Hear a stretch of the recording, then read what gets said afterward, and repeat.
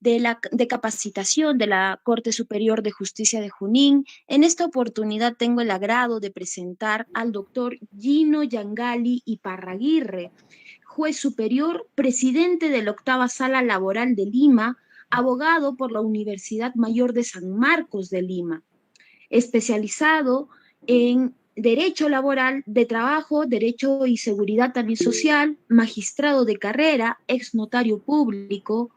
Tiene un máster en Derechos Fundamentales y Contencioso Administrativo por la Universidad de Jaén del Reino de España.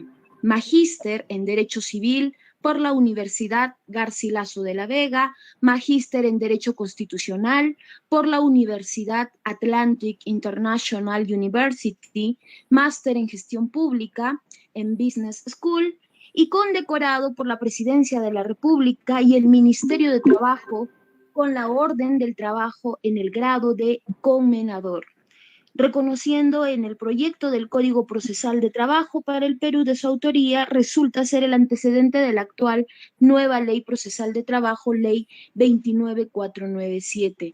Doctor Yangali, es un honor para la Corte Superior de Justicia de Junín y para todas las personas que están presentes hoy en esta transmisión, poderlo tener en esta exposición, quien nos abordará también el tema de análisis de la inconstitucionalidad del decreto de urgencia número 014-2020 y las alternativas de solución que se dan al conflicto de esta norma legal. Doctor Yangali, bienvenido. Estamos a la expectativa de su brillante exposición. Muy buenas tardes, mis queridos amigos. En primer lugar, quiero agradecer a la Corte Superior de Justicia de Junín, a través de su presidente, el doctor Cristóbal Rodríguez Guamaní, y al doctor Ricardo Corrales Melgarejo, vocal titular de la Corte Superior de Justicia de esa misma Corte, por la invitación y la oportunidad de estar con todos ustedes para debatir y conversar un tema actual referido a la negociación colectiva de los trabajadores del sector público. Quiero decir algo más, que con la ciudad de Huancayo me unen muchos lazos de familiaridad y amistad, por lo que puedo afirmar que hoy me siento en casa. Hace más de un mes nos dejó un gran amigo, el maestro Javier Neves Mujica, uno de los más grandes e importantes laboralistas que ha tenido nuestra patria, reconocidos por todos. Hace poco esta corte ha hecho un homenaje con un congreso internacional, ¿no? Rindiendo pleitesía a este personaje, ¿no?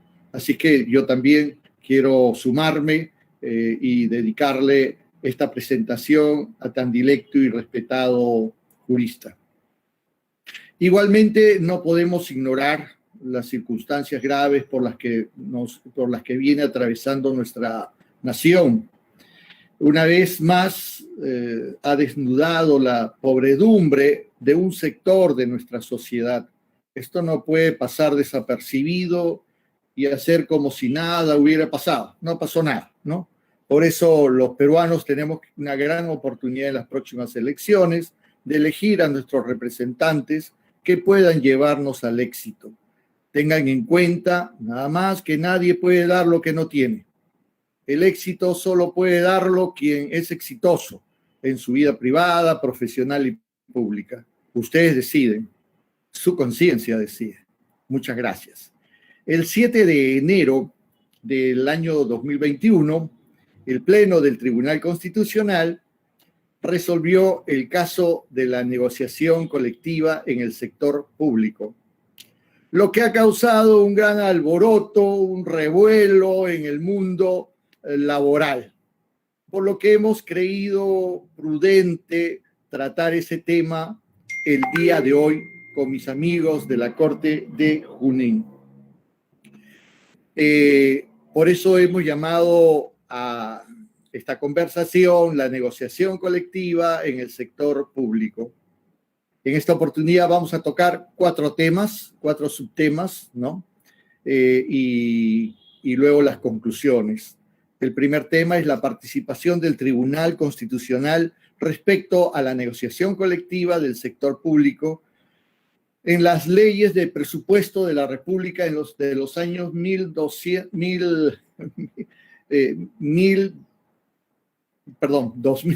y 2013.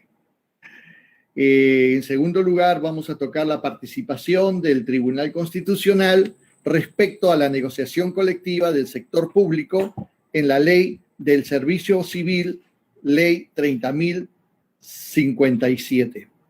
En tercer lugar, vamos a ver la participación del Tribunal Constitucional frente al decreto de urgencia 014-2020. En cuarto lugar, vamos a tocar la participación del Ejecutivo y Legislativo, ¿no?, respecto a la negociación colectiva del sector público. Y finalmente, las conclusiones. Bien, ahora sí, comenzamos. La participación, primer tema, participación del Tribunal Constitucional respecto a la negociación colectiva del sector público en las leyes de presupuesto de la República en los años 2012 y 2013. Muy bien. Las leyes de presupuesto general de la República en los años 2012 y 2013 prohibieron al Estado la negociación colectiva en los servicios públicos respecto a las remuneraciones y condiciones de trabajo. En síntesis, porque no todo fue dejado de lado, sino parcialmente. Así es que con fecha 3 de septiembre del 2015, el Pleno del Tribunal Constitucional, en la sentencia recaída en los expedientes acumulados, eran 3 expedientes acumulados, se resuelven las demandas de inconstitucionalidad interpuestas por contra los diversos artículos de la ley 29.812 y la ley 29.951, que eran las leyes de presupuestos del sector público del año 2012 y 2013. Demandas de inconstitucionalidad. ¿Y quiénes fueron las que presentaron? Fueron, en primer lugar, el Ilustre Colegio de Abogados del Callao, del cual me honro ser miembro honorario, ¿no? El Ilustre Colegio de Abogados de Arequipa y por Ciudadanos. Ahí están los 3 procesos. De este modo, el Tribunal Constitucional considera que la ley de presupuesto está compuesto tanto por, 1, normas estrictamente presupuestarias y 2, normas directamente vinculadas a la materia presupuestaria. Aquí viene la diferencia. Las normas estrictamente presupuestarias están referidas a la previsión de los ingresos, la habitación de los gastos y la aclaración de los estados económicos financieros que tengan incidencia directamente en el presupuesto público. En cristiano, estos deben estar dentro de las normas de presupuesto. ¿Qué es lo que gasta el Estado? A eso nos referimos. Y en segundo lugar, hace una diferencia de estas normas con las normas directamente vinculadas a la materia presupuestaria. Conciernen a la materialización de la política económica financiera en general y a la ejecución del presupuesto público en especial, en la medida en que tienen incidencia directa en el presupuesto público y estas no deben de ingresar dentro de una ley presupuestaria, si nos entendemos. El Tribunal Constitucional toma la posición del Comité de Libertad Sindical de la Organización Internacional del Trabajo.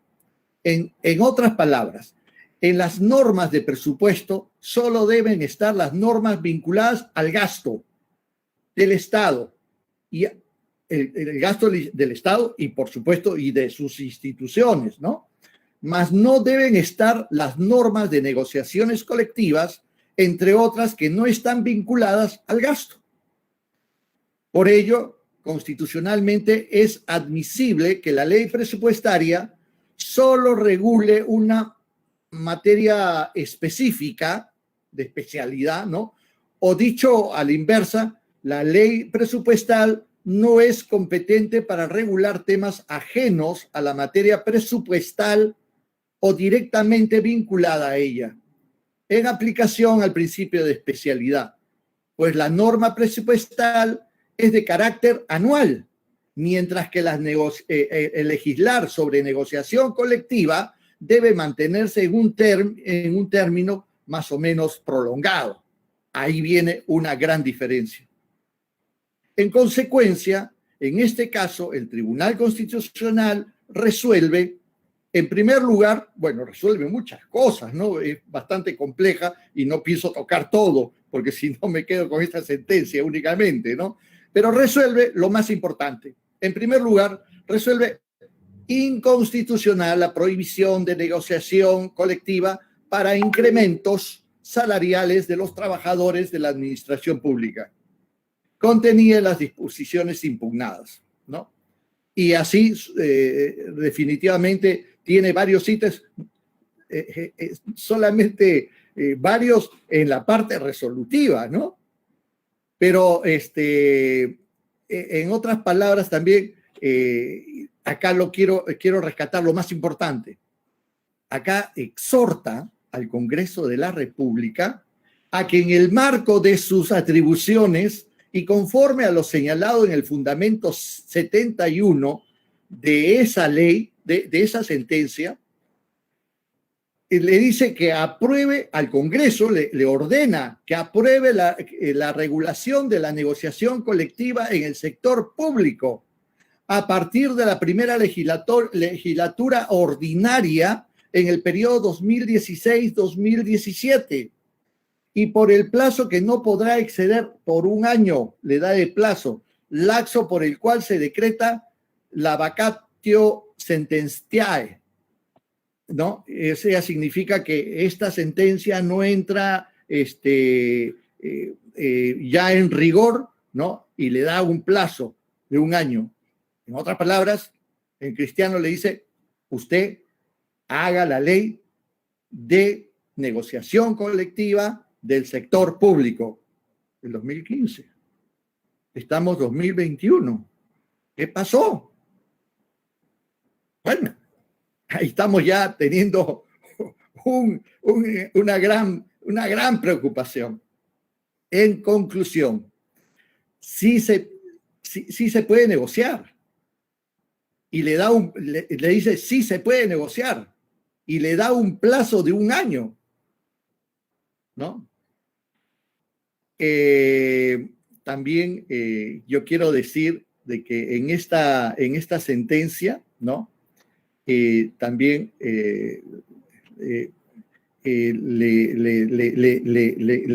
le acota, ¿no? Que este plazo debe ser un año y no puede pasarse más.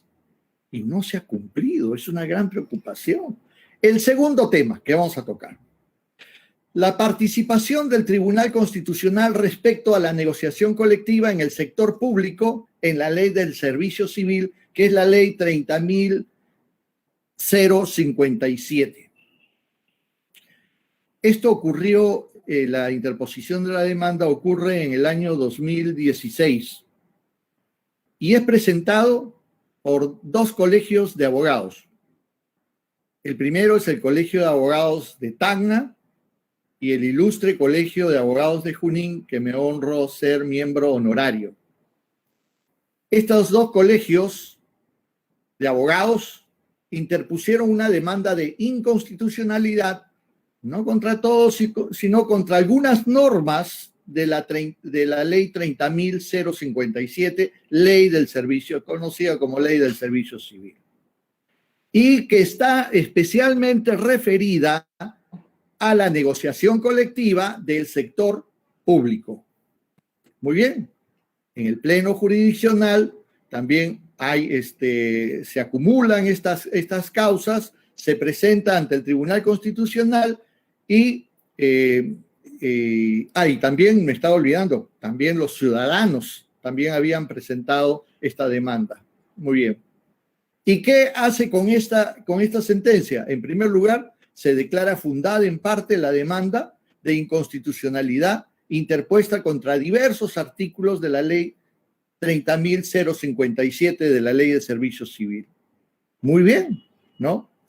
En primer lugar, al referirse al artículo 42 de la ley, que solamente quiero decirles cómo lo modifica, y le dice, ¿no? En ese extremo dice, decía que estaba prohibido las compensaciones económicas, y lo cambia el tribunal y le dice, los servidores civiles tienen derecho a solicitar la mejora de sus condiciones de trabajo o condiciones de empleo, o sea, remuneraciones y condiciones de trabajo, de acuerdo con las posibilidades presupuestarias y de infraestructura de la entidad y la naturaleza de las funciones que en ella se cumplen.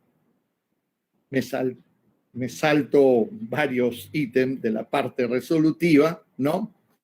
Y también declara inconstitucional el tercer párrafo del artículo 40 de la ley 30.057, ¿no? Que decía que ninguna negociación puede alterar la valorización de los puestos que resulten de la aplicación de la presente ley. Y señala lo siguiente, ¿no? Los derechos colectivos de los servidores civiles son previstos por el convenio 151 de la Organización Internacional del Trabajo y en los artículos de la función pública establecidos por la Constitución Política que todos conocemos, por supuesto del Perú, ¿no? No están comprendidos los funcionarios públicos, directivos públicos, ni los servidores de confianza. Bueno, eso ya todos lo saben porque eso lo dice la propia Constitución. Y dice algo más. Se aplica supletoriamente, vean acá lo importante de este tema, se aplica supletoriamente lo establecido en el texto único ordenado de la Ley de Relaciones Colectivas de Trabajo, aprobado mediante Decreto Supremo 0010-2003-TR, en lo que no se oponga a lo establecido en la presente ley. En consecuencia, podemos tener acá ya una pequeña conclusión. Si dice que se aplica esto, algunos cantores o opinólogos dicen como se ha dejado de lado las leyes de presupuesto, se ha dejado de lado la ley de servir y se ha dejado de lado el decreto de urgencia 014 al haberse derogado, en consecuencia no hay norma con la cual podemos procesar la negociación colectiva del sector público. Falso. Acá el Tribunal Constitucional en esta sentencia de la Ley de Servicio Civil dice que se debe de aplicar supletoriamente esta disposición y por ende hay norma. Una primera situación. ¿Correcto? También dice cómo debe de hacerse esta negociación colectiva. Tiene sus normas también en esta parte resolutiva, ¿no? Y nuevamente, esto también resulta importante, al igual que declara la inconstitucionalidad de la ley de los presupuestos del 2013 y 2012 y 2013, ¿no? Acá en la parte resolutiva nuevamente reitera y exhorta al Congreso de la República, ¿no?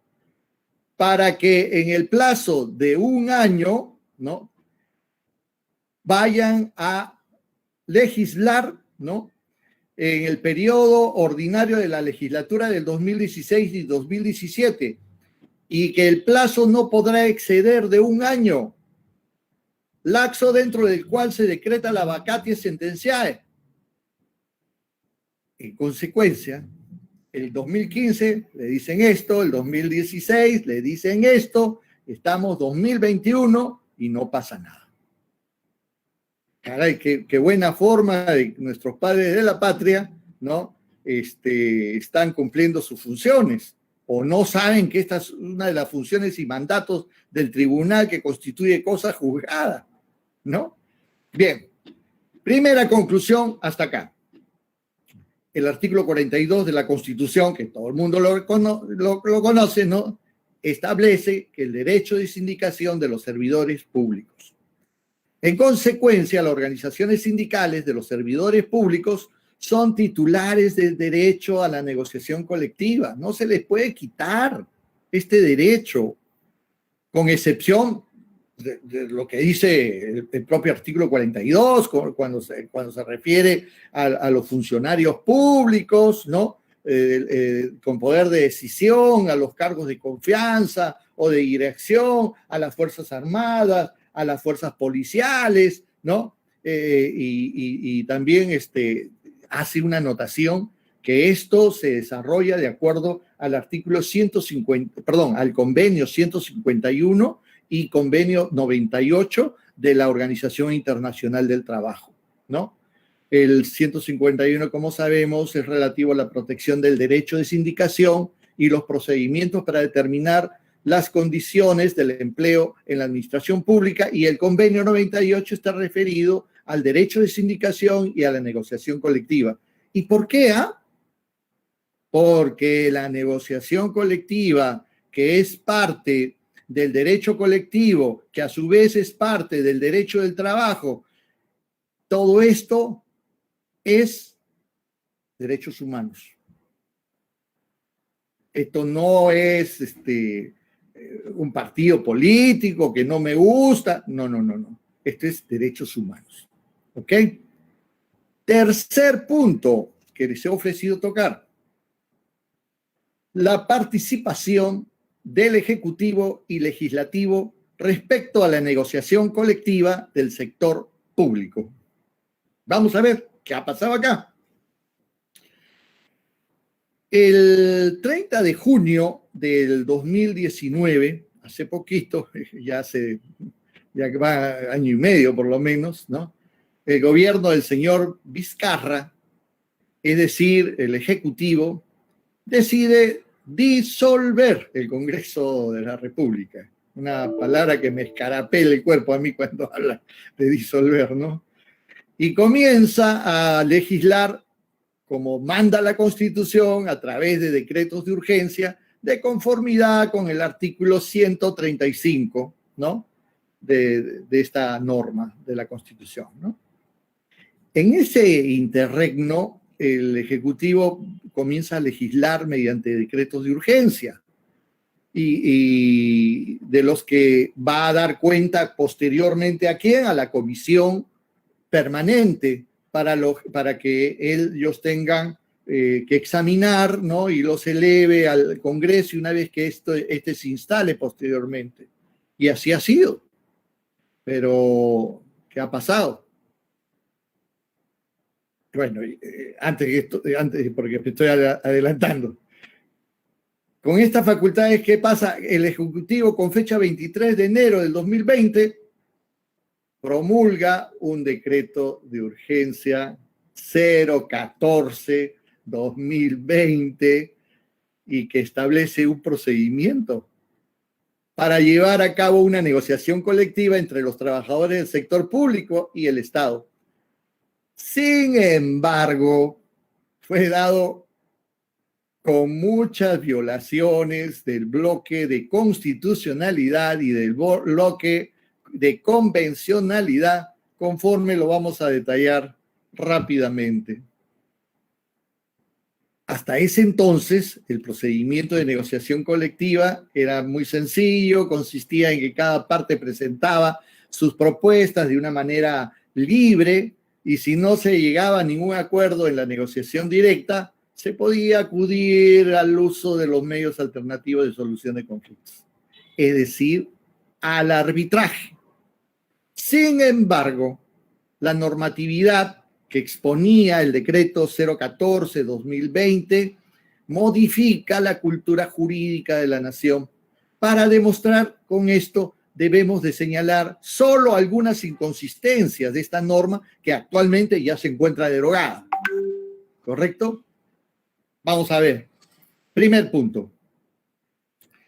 Creemos que el cambio más importante que se dio con la 014-2020 es que se produjo a que las entidades del Estado, sustentándose en las leyes de presupuesto, se inhiben de presentar propuestas económicas porque consideran que siguen prohibidas, pese a que las sentencias del Tribunal Constitucional, como ya hemos referido, ¿no?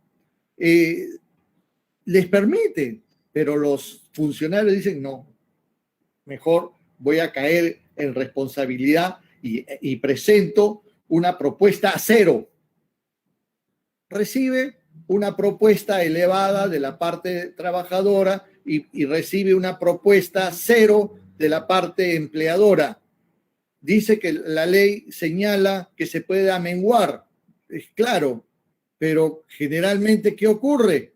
Entonces optan por la propuesta de la parte trabajadora y ahí se produce generalmente alguna inconsistencia y generalmente el empleador interpone una demanda de impugnación del laudo arbitral y generalmente se declara infundado porque no había la justificación para que presente propuesta cero, ¿no? Segundo, y segunda inconsistencia de la 014, ¿no? El referido decreto estableció que la negociación del sector público se podía realizar en 3 niveles, o sea, tratando de divide y reinarás, ¿no? Bueno, primero, negociación colectiva a nivel centralizado. Negociación colectiva a nivel centralizado especial y negociación colectiva a nivel descentralizado. Ello en cristiano significaba, porque ya no está vigente, ¿no?, que solo el arbitraje estaba permitido para el nivel descentralizado. Ello significa que los trabajadores de los otros 2 niveles centralizados no tenían otra opción que la de agotar la negociación directa. Obligatoriamente tenían que acudir a la huelga. Esta regulación claramente iba en contra de los criterios del Tribunal Constitucional, como por ejemplo a propósito del arbitraje potestativo. El tribunal ha dejado claramente establecido que el Estado fomenta la negociación colectiva porque se trata de un derecho humano. ¿Cómo no va a fomentar un derecho humano? De la que forman parte los medios alternativos de solución de conflictos, como es el arbitraje. Pero nunca se fomenta la huelga. La huelga, si bien es legal, pero siempre no deja de ser violenta, ¿no? Entonces, si cancelamos la opción de arbitraje, solo quedaría la de la huelga. Y en este caso, la inconstitucionalidad de esta regulación pues, resulta totalmente manifiesta. En tercer lugar, el decreto de urgencia que estamos en comento otorgaba la potestad, ¿no?, de designación de los árbitros y presidente del tribunal. Esto, de todas maneras, vulnera la imparcialidad de los árbitros, tomando en cuenta que una de las partes es el Estado. O sea, yo estoy litigando contra el Estado, pero él pone al árbitro y además nombra al presidente. Pierde, ¿no? Así que no es posible que el sindicato tenga que pedirle autorización a servir para designar, señor, por favor, desígneme un árbitro. Y señor, por favor, no solamente el árbitro, ahora falta el presidente, desígneme, ¿no? Y designe pues al presidente, tratándose de una entidad del Estado y de una negociación del Estado, que tienen que estar en igualdad de armas, porque no obstante que no es un procedimiento judicial, sino administrativo, reconocido en la propia Constitución como una forma de administración de justicia, al igual que la militar, ¿no? Aquí se rompen pues los criterios básicos de la imparcialidad, pues resulta arbitrario Y esto debe ser eliminado en los próximos proyectos. No se puede poner una cosa de esa naturaleza. Bien. Por otro lado, en el caso de las negociaciones colectivas sobre incrementos de sueldos y todo eso, el MES debía emitir un informe financiero, ¿no?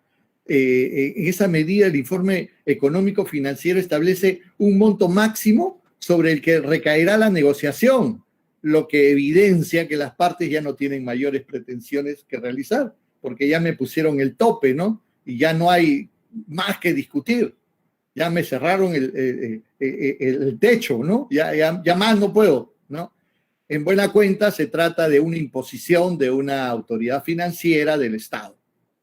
Al respecto, la Organización Internacional del Trabajo, ¿no?, señala lo siguiente, ¿no?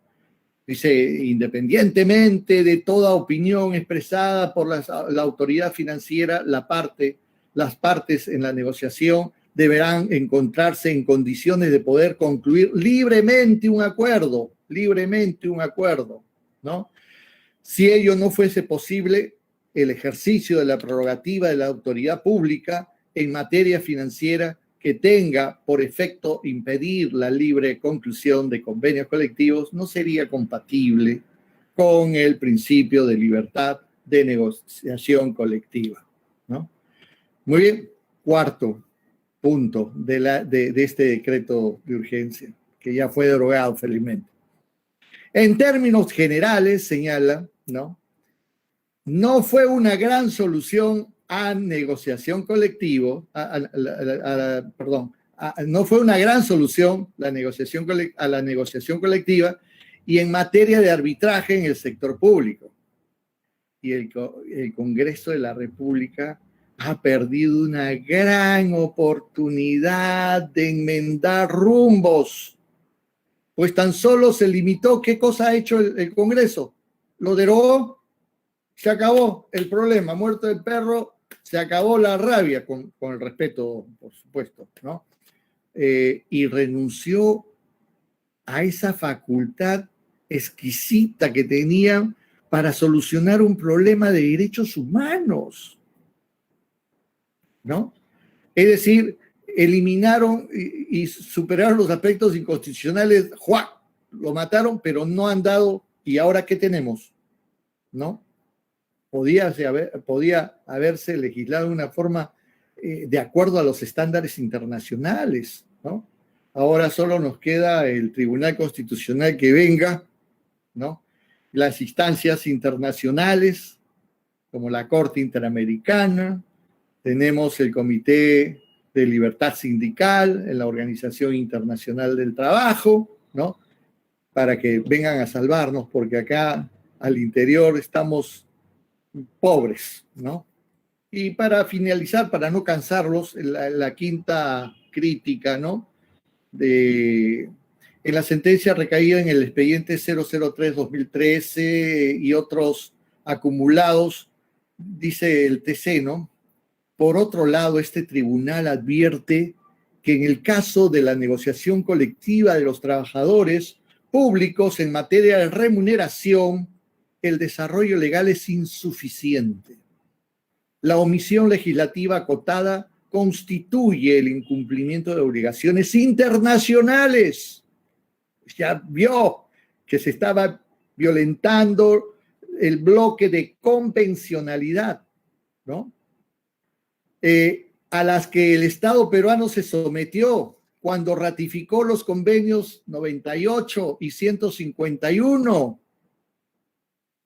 así como que tratan todo esto sobre negociación colectiva, pues sindicación, negociación colectiva, relaciones en el trabajo de la administración pública, etcétera, ¿no? Así como la violación por omisión de la Constitución. En ese sentido, el tribunal está autorizando a declarar la existencia de una situación de hecho inconstitucional derivada de la inacción legislativa. Hay flojera legislativa. En consecuencia, el legislador debe aprobar la regulación de la negociación colectiva que se le ha ordenado desde el año 2015. Estamos 2021 y no pasa nada. ¿No es cierto? Yo quiero traer a colación, porque quiero hacerle un homenaje al doctor Javier Neves Mujica, gran amigo, ¿no? Que en paz descanse, ¿no?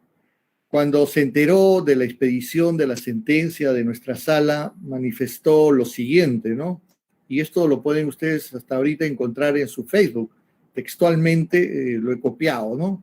Y las palabras de él decía lo siguiente, ¿no? Respecto a este tema, ¿no? Y sobre el también inconstitucional decreto de urgencia 016-2020, la octava sala laboral de Lima acaba de disponer su inaplicación. Enhorabuena. Eso se refiere al 016. Ahora refiriéndose al 014, ¿qué dice? El Ministerio de Economía creyó que bastaba con amenazar con severas sanciones a los funcionarios y árbitros que incumplieran las inconstitucionales reglas de los decretos de urgencia 014 y 016-2020 para asegurar su vigencia. No contó con que hay jueces éticamente íntegros y fieles a los fundamentos del derecho del trabajo que han empezado a inaplicar la última de dichas normas, tanto a nivel de primera instancia como las salas laborales. Esperemos que ocurra pronto lo mismo con la primera de ellas, refiriéndose al decreto de urgencia 014-2020. Bien, el cuarto y último tema que vamos a tocar al respecto es la participación del tribunal frente al decreto de urgencia 014-2020. Muy bien. Este es el caso de la negociación colectiva del sector público. En sesión del Pleno del Tribunal Constitucional de fecha 7 de enero, se reunieron los magistrados de todo el Tribunal Constitucional y votaron de la siguiente forma. Frente al decreto, porque se interpuso una demanda de inconstitucionalidad contra el decreto de urgencia 014-2020. Y nosotros estábamos esperanzados de ver qué es lo que iba a pasar con este decreto de urgencia, ¿no? Pese a que tenemos algunas inconsistencias de los criterios últimos que han tenido, no podíamos esperar mucho, pero siempre la esperanza quedaba, ¿no? Bueno, ¿qué pasó? La votación fue la siguiente. Los magistrados Ledesma, que fue la ponente y actual presidenta del tribunal, y Ramos votaron por declarar fundada en parte la demanda, pero fue una parte minúscula y que ya no importa ya, ¿no? Y también declararon en su mayor extensión infundada la demanda, ¿no? El doctor Miranda Canales votó porque se declara fundada la demanda en su integridad, toda. El doctor Blume declaró fundada la demanda en su totalidad. Y algo que me llama la atención acá, dice, se deja constancia que el magistrado Blume entregará su voto con fecha posterior. A ver, vamos a analizar dentro de un ratito qué pasa con eso.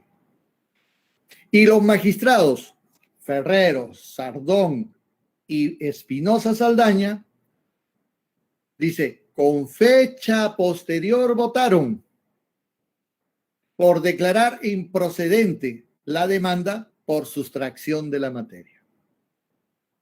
En conclusión, no había votos porque, conforme al artículo 5 de la Ley Orgánica del Tribunal Constitucional, para que exista sentencia se requiere 5 votos. Y habían 2, 1 y 3, ¿no? En consecuencia, hay uno más de fundada, ¿no? En su totalidad de Blume. Sí, ahí están los 7. En conclusión, Quien declara infundada, ¿qué hace el secretario? Recoge todos los votos, los junta, los apapacha y él, secretario, declara infundada la demanda, puesto de que no han llegado a los 5 votos. Vamos a sacar algunas conclusiones de lo que acaba de ocurrir, ¿no? A ver, esto, a mi humilde criterio, ¿no?, escapa de toda lógica, donde el secretario y no los magistrados del TC concluyen que al no haber alcanzado los 5 votos conformes en aplicación al artículo primero, al párrafo, perdón, primero y párrafo segundo del artículo 5 de la Ley Orgánica del Tribunal Constitucional, la sentencia es declarada por el secretario. De conformidad con el artículo 201 de la Constitución, ¿no? Perdón, para culminar este primer punto, ¿no creen que esa declaración lo hubieran hecho los magistrados en conjunto y no el secretario? Pregunto. En segundo lugar, el artículo 201 de la Constitución Política del país establece que el TC es un órgano de control que orienta, ¿no?, a todo el Estado, todas las instituciones, a la población en general, ¿no? Nos orienta a ver si dice, esta norma es o no es constitucional. Sin embargo, sus miembros, ¿no?, no han cumplido con dicho encargo, lo cual lamentamos muy de veras, porque con tanto voto singular y con tanto voto disperso en un órgano colegiado, no nos puedan decir si es o no es. Nos hemos quedado así como con las ganas, ¿no?, y los fundamentos que nos hubieran servido de base, en primer lugar, a los jueces para argumentar nuestras sentencias, y esto no ha pasado, ¿no? Y también para todos los operadores del derecho, para hacer sus demandas, para saber en qué consiste mi derecho y hasta dónde son los límites. Esto no ha pasado. Por otro lado, ¿no?, fíjese lo que dice en los párrafos 2 y 3 del artículo 5 de la Ley Orgánica del TC. Dice, de no alcanzarse la mayoría calificada de 5 votos en favor de la inconstitucionalidad de una norma impugnada, el tribunal, no dice el secretario, dictará sentencia declarando infundada la demanda de inconstitucional. El tribunal, no dice el secretario. El voto de la doctora Ledesma Narváez y de Ramos Núñez declaran la demanda parcialmente infundada, no cumpliendo definitivamente con esta situación. En ningún caso el Tribunal Constitucional deja de resolver. No lo ha hecho, sino solo ha transcrito los votos contradictorios. Uno opina por acá, el otro opina por allá, y la población y el Estado no han hecho un esfuerzo por decirnos y orientarnos a todo el Estado peruano, ¿no? ¿Qué cosa es esto? Otra de las cosas que me llaman severamente la atención, que algunos de sus miembros, como el doctor Blume y también algunos otros, ¿no?, que señala la publicación de la sentencia, ¿no?, dice, entregará su voto con fecha posterior. Esto no pasa por mi mente. Imagínense que yo, como magistrado y como miembro de un colegiado, yo ponga en la sentencia que yo voy a entregar con fecha posterior mi voto. Al día siguiente estoy al frente de mi oficina pidiendo reposición. ¿No? Bueno, también nos llama la atención severamente que los magistrados Ferrero, Sardón y Espinosa Saldaña señalen que con fecha posterior votaron por declarar improcedente la demanda.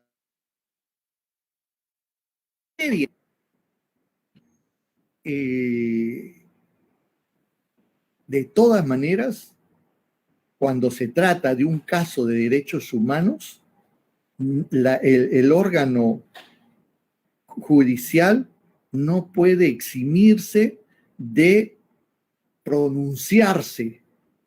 Es como un amparo, ¿no? Que por más que ya no se pueda reparar, uno tiene derecho a que haya pronunciamiento y que haya quedado claro si se violentó o no se violentó un derecho humano, ¿no? En un habeas corpus, de repente, ¿no? Yo no soy penalista, ¿no? Que se diga, pues, como ya está muerto, entonces ya infundada la acción de, no, ya no hay reparación acá, alguna, ¿no? Ya está muerta la persona. Bueno, cosa de loco, ¿no? En efecto, la ley 31.114 en su artículo único señala solamente la derogación. Dice, deróguese. Y se acabó. No se dijo nada más. Y no hay ningún fundamento. Perdió su oportunidad el Congreso de la República. Por ello es que el Ministerio de Economía y Finanzas ahora se ha dado el lujo de emitir un comunicado titulado La derogación del decreto de urgencia 014-2020 implica la imposibilidad de negociar colectivamente en el sector público. Miren este título, ¿no? Implican la imposibilidad. Y no se acuerdan que el Tribunal Constitucional dijo utilicen la norma de negociación colectiva que se aplica al sector privado. ¿Dónde está la inaplicación? Y si hubiera, ya, no encontramos la norma, ya que somos tan exquisitos, no están las normas de convencionalidad de los convenios, de los tratados internacionales, del convenio 151, del convenio 98, de la Organización Internacional del Trabajo. ¿Qué es lo que está pasando? Además, dice este comunicado, el Tribunal Constitucional ha establecido que el Tribunal Constitucional dice que ha establecido el derecho a la negociación colectiva en el sector público. Es un derecho de configuración legal, es decir, se requiere una norma con rango de ley que le regule. El Tribunal Constitucional no ha dicho nada porque ha habido una imposibilidad o una falta de capacidad de podernos decir al Estado, a la población, cuáles eran los términos, si era constitucional o no esta norma. El Tribunal Constitucional no ha dicho nada, eso es falso. El Tribunal Constitucional ha establecido. ¿Qué establecido? No estableció nada. El secretario tuvo que hacer las veces del Tribunal Constitucional. Sigue diciendo, ¿no? Para el ejercicio del derecho de negociación colectiva de los trabajadores públicos, resulta necesario que éste sea desarrollado mediante norma con rango de ley, pues a diferencia de la negociación colectiva en el sector privado, el empleador es el Estado y a través de la entidad de la empresa pública en el marco, o sea, con el Estado no te metas. Contra el Estado, pecado mortal que le pongas un pliego de reclamos. Oiga, pero no hemos quedado de que esto es un derecho humano, que a la vista y paciencia de los estándares internacionales, ¿no? No resisten la menor crítica de que exista una imposibilidad de hacer una negociación con el Estado. Esto es falso. Seguimos, sigue diciendo, el decreto de urgencia en comento, pues dice, emitido por el Poder Ejecutivo durante el interregno parlamentario, fue emitido en estricto cumplimiento del orden constitucional. Falso. De los principios. Falso. Y recomendaciones de la OIT. Falso. Dios mío. No han leído la ley. ¿Qué pasó? La sentencia. Sigue. La derogación del decreto de urgencia 014 que regula la negociación colectiva en el sector público implica un vacío normativo, el mismo que tiene incidencia directa en los procesos de negociación colectiva y arbitrajes laborales iniciados y por iniciarse en las diversas entidades y empresas del sector público. Y esto también, esto es falso porque si usted no utiliza el decreto 0010 de 2010, 2003, perdón, ¿no? Y los convenios 151 y 98, ahí están lo que pueden hacer. Entonces, cuidado con las sorpresas, hay que hablar con veracidad, ¿no? En consecuencia, llegamos a las conclusiones, maestros, amigos. La primera conclusión, podríamos decir que hay que recomendar pues, que los instrumentos presentados por la Comisión de Expertos y así como el Comité de Libertad Sindical de la OIT, podemos expresar que la negociación colectiva es un derecho fundamental, es un derecho humano. Por tanto, se debe respetar, se debe promover y hacer realidad una buena fe. Yo también tengo que decirles a ustedes lo siguiente, que sí, vemos que hay cierto desorden en la normatividad, sí, y que se puede mejorar, sí, por supuesto, de acuerdo a los estándares internacionales, y no agobiar al Estado tampoco, no se trata de eso. También tenemos que decir la titularidad de este derecho corresponde al empleador y a las organizaciones sindicales y puede darse en el sector privado o público y solo se puede excluir a las Fuerzas Armadas, policiales y a los funcionarios públicos, de acuerdo a lo que dice pues tanto el convenio 98 de la OIT, también como la Constitución. Tercero, es materia de la negociación colectiva las condiciones de trabajo y remunerativa, y su resultado vincula a las partes con rango de ley. Cuarto, resulta indispensable que la organización sindical sea independiente y no estén colocadas bajo el control o injerencia del empleador. Hay que debatir con libertad, ¿no es cierto? Perfecto. Quinto, resulta indispensable que la organización sindical goce de derechos preferentes y exclusivos para la negociación. Y estas son recomendaciones de la Organización Internacional. Esto no lo digo yo, por supuesto. Son expresiones de la OIT.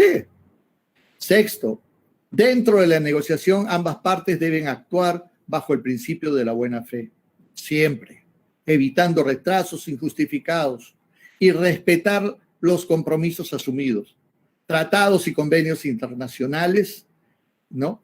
Y todo un cúmulo de procedimientos de estándares internacionales.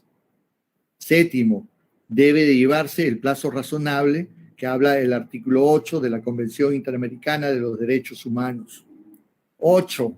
El Tribunal Constitucional ha declarado la inconstitucionalidad de las leyes de presupuesto general de la República, en el extremo que resulta inconstitucional la prohibición de negociación del sector público, al incluir normas directamente vinculadas a la materia presupuestaria, y exhorta desde el 2015 en 2 sentencias para que en el plazo de 1 año puedan legislar sobre el procedimiento de negociación colectiva del sector público.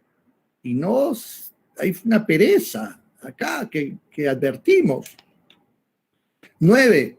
El Tribunal Constitucional ha declarado inconstitucional el extremo de la ley Servir, en el extremo que los derechos colectivos de los servidores civiles que están previstos en el convenio 151 de la OIT y de la función pública establecidos en la Constitución, que no están comprendidos los funcionarios públicos, directivos públicos y los servidores de confianza, conforme también lo manda la Constitución Política del país. 10. En esa misma sentencia del TC ha dispuesto que se aplica supletoriamente lo establecido en el texto único ordenado de la Ley de Relaciones Colectivas, aprobado por el Decreto Supremo 010-2003 TR. Conforme yo les digo, no hay norma, apliquen esta. Sí se puede. 11. En la misma sentencia del TC exhorta al Congreso de la República en la sentencia de inconstitucionalidad de fecha 3 de septiembre del 2015 para que en el marco de las atribuciones apruebe la regulación de la negociación colectiva de los servidores públicos a partir de la primera legislatura del 2016 y 2017, y por el plazo que no podrá exceder de 1 año. Ya se pasó, ¿no?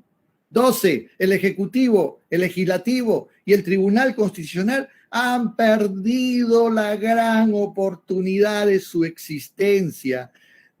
Debieron enmendar los errores, debieron de normar la negociación colectiva para los trabajadores públicos del Perú. Perdieron una gran, exquisita oportunidad. 13, sin embargo, sabemos que conocemos la existencia del proyecto 6.238-2020, presentado por el 18 de septiembre del 2020, donde el congresista Fernando Meléndez Celis, no estoy haciendo propaganda, sino estoy diciendo una verdad nada más, por favor, ha presentado una iniciativa denominada Ley de Negociación Colectiva en el Sector Público, que consta de 32 páginas, por lo que no perdamos pues la esperanza de que el legislativo cumpla, aunque sea en forma tardía, su rol legislativo respecto a un derecho fundamental que todo el Perú está esperando.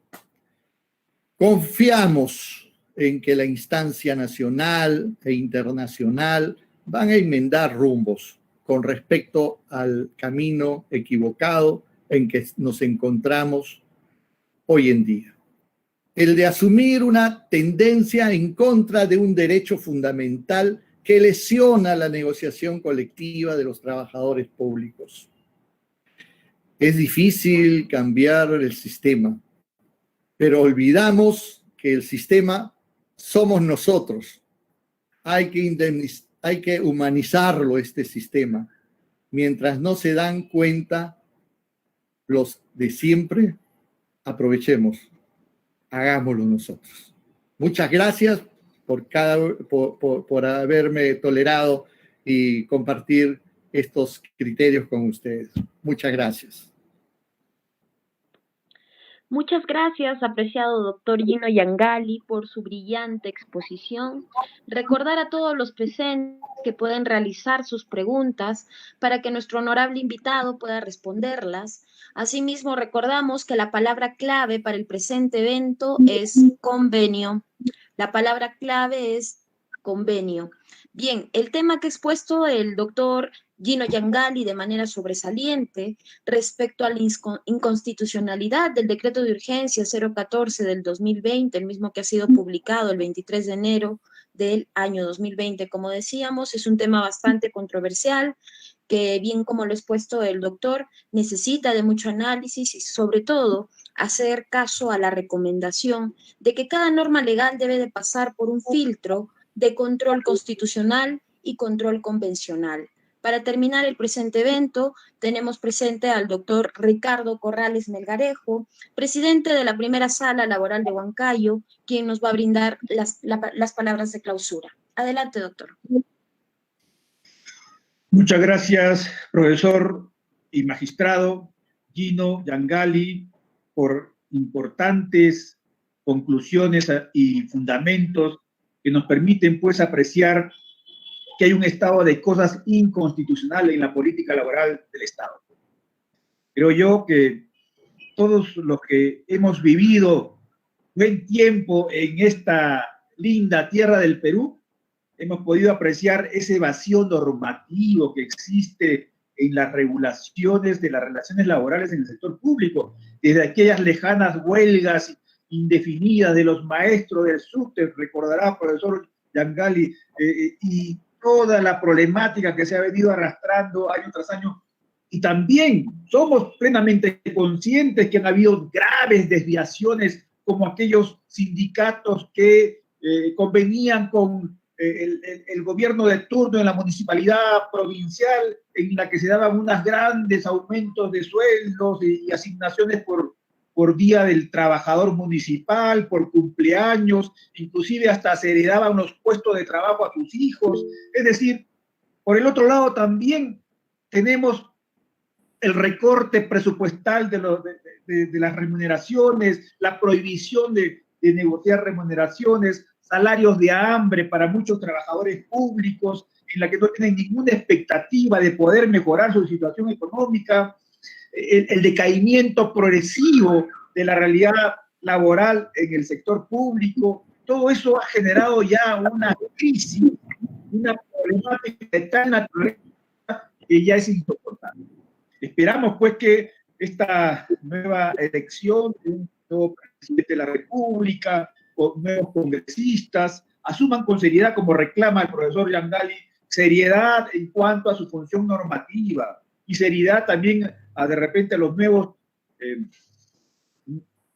magistrados del Tribunal Constitucional que cumplan su función de resolver los conflictos. No se pueden lavar las manos a estas alturas de la realidad y la problemática que atraviesa el país. Si es que el Congreso falla, ahí está el Tribunal Constitucional, ahí están los jueces de primera, segunda instancia, la Corte Suprema, para llenar esos vacíos, para resolver esas aporías, esas contradicciones normativas.